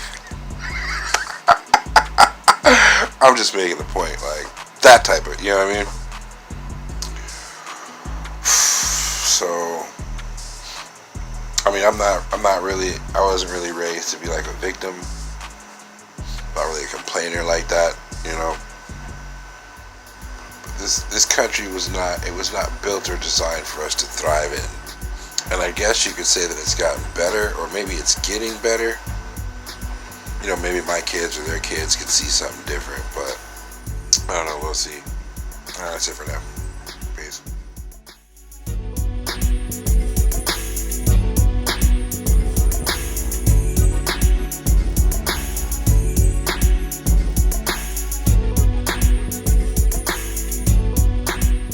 As far as police brutality, you know, I've been beat up by cops, slammed around, called the N-word, had stuff planted on me, been lied on, taken to jail for stuff I didn't do.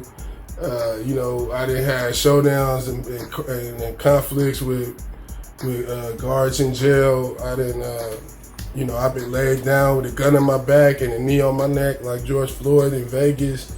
I didn't have my kids put in danger. I didn't pretty much seen the full scope, and I know it's a lot of brothers and sisters who, and even non-blacks who done seen worse than me and who've been through worse with police than me. And it's not a good feeling. You know, I tell some of my associates overseas and artists I work with and fans, they ask me why I travel so much, or why, you know, I would come rock in their area when America's supposed to be this great place. I tell them, you know, number one is safety. I feel good knowing that, you know, out there, it's a lot of places where police don't even have guns. They don't even approach you in that same manner. You know, they help old people. You could discuss a parking ticket and have a conversation. You're not gonna just get laid down and slammed around. You know, they're not beating up, you know, 11-year-olds and stuff like that. Some places people are actually there to help you. So, you know, it's serious. It's not a joke. It's not a game. You know, some of the stuff, people think it's exaggerated, or blacks just be playing around and just resisting arrest all the time, or that our disrespect or our issue we bring up, or the things we protest, and these rebellions are fake or exaggerated. They are not. I'm speaking from experience. And most of us know, you know, if we're parents or or even family members, all you gotta do is have a conversation with a black family in America. I don't care how much money they got or what part of town they from, they'll tell you they've had an issue with police, maybe even a issue that might have been close to life or death. I know I've had more than one. So, yeah, we gotta make these changes. We gotta keep fighting against that. We gotta get the white supremacists that really are out to do major damage and to kind of cloak their racism and their violence and their terrorism in the police force. We gotta get rid of that. That gotta go. Like, just straight up. That's one of the biggest things we face. And luckily, you know, because of the history of revolution in the place where we grew up, we didn't have as much of that. But also, how will we know? Because we don't know. Once we step out of the area, like, you don't know what area you're going into. You don't know always if you can trust the police. Yeah, there are good police out there, but you don't know if you could always. You don't know what you're stepping into. Like, America can be like a minefield. You know what I'm saying? Different parts of town, different states, different laws. And I think it's a consensus that most of the time blacks have to be careful the most. And we can't just always feel like we're gonna call the police and they're gonna come to our defense, or they're gonna always, provide justice or protection. So yeah, it's something y'all should all know, man. Like, we fighting for a real cause. It's not just out here it's not just a game in the rap music or something you hear that's cute or something we like to just whine and protest. You've seen it for yourself. All you gotta do is do a quick Google search, a YouTube search. You can see these things on camera.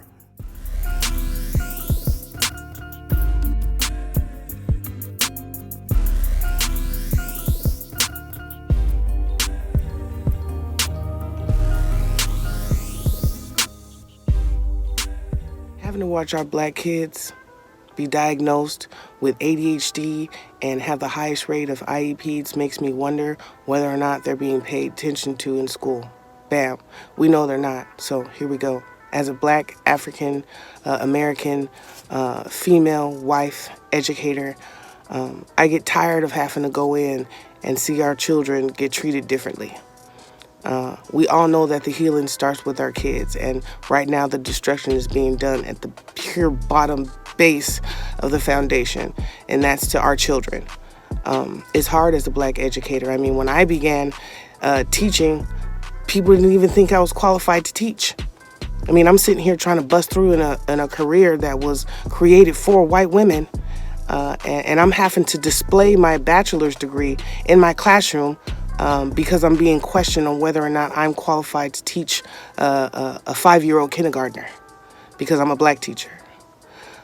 Right now, I see myself as being like a beacon of light for my students. Somebody that they can come to talk about being black. They can come to talk about being black and having black kid problems because they know I have black kids. My black kids have black kid problems. To know that there's somebody that's there as a rock to be there for them 24/7. And even outside of school hours, knowing that your family can call on a teacher, a black teacher, that makes the children feel comfortable, and for me to have to be that for hundreds of kids, because in our career line, there's not that many of us up there. Sometimes it feels like a hard responsibility and a lot on my shoulders, but just like me and the other African American teachers out there, we know that it's our obligation. It is our responsibility to be there for our kids. It is our responsibility to make sure that we're supervising to make sure that they're getting all the education that they deserve and all the attention that they need and all the food that they need at school, and that their families are taken care of, and that we just don't stop at the student and we just don't put numbers on students' heads and say, hey, you know what, we need to fill this seat, we need to get this grant, we need to get this funding, and using our kids' low test scores to get funding for schools. As a black female educator, I can tell you one thing right now. It's not right. It's not right, and it ain't going to change until things keep uprising, until people keep making noise, until the static doesn't stop, until no one fixes the antenna. Because the suffering goes far beyond us as adults, as our careers, our all that. Because the kids, they don't even know about any of that yet. They have no idea what the Constitution is. They don't have no idea what any of it is. All they know is what they experience when they wake up and walk outside. And I'm going to tell you right now, for our fucking kids, it ain't good. It ain't damn good at all. It ain't good at all.